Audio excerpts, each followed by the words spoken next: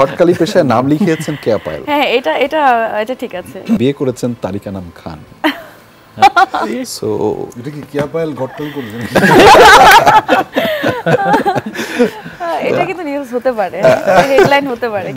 কেয়া পায়েলের ঘটকালিতে তারিক ভাইয়ের বিয়ে, মনিকা খানের বিয়ে। আমি আপনাদের দুজনের কাছ থেকে আমি একটা খুবই গুরুত্বপূর্ণ কিন্তু অনেক লেস ইম্পর্টেন্ট বিষয় আর কি, যেটা আমাদের আমলে নেই না, কিন্তু এটা মাথা ঘামায় আমাদের দিন শেষে, খুব মানসিকভাবে অস্থির লাগে।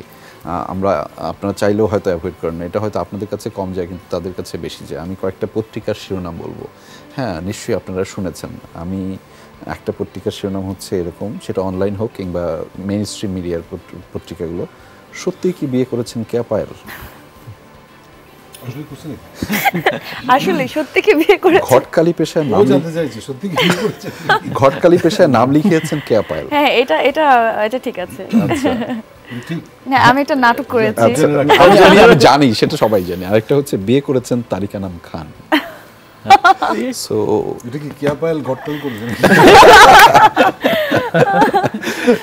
এটা কিন্তু নিউজ হতে পারে, হেডলাইন হতে পারে। কেয়া পায়েলের ঘটকালিতে তারিক ভাইয়ের বিয়ে, মনিকা খানের বিয়ে। তোমার নিউ প্রফেশন মিষ্টি হলো না পায়েল। আচ্ছা, আমরা কিন্তু এইটার একটা মানে এই যে একটা ইয়ে হইলো, আলোচনার মাধ্যমে একটা গল্প কিন্তু তৈরি হয়ে গেল। হ্যাঁ, এখানে নির্মাতারা আছেন, একটা সুযোগ হচ্ছে কিন্তু যে কেয়া পায়েলের ঘটকালিতে তারিক ভাইয়ের বিয়ে, তারিক খানের বিয়ে। তো আমি কি রাজি আছি?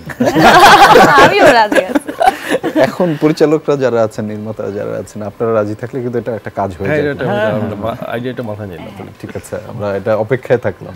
ঠিক আছে, কিন্তু আমার যেটা জানতে চাওয়া যে অস্থির লাগায় কিনা, মানে মানে একটু হইলেও যে এই শিরোনামগুলো এটা তো হয় না, বা ব্যাপারটা এরকম না, কিন্তু যেভাবে উপস্থাপন করে মানুষের তো আগ্রহ বাড়ে। আগ্রহ বাড়ানোর জন্য এই যে হেডলাইনগুলো, মানে কেমনভাবে মানুষ নিজেকে সান্ত্বনা দেন?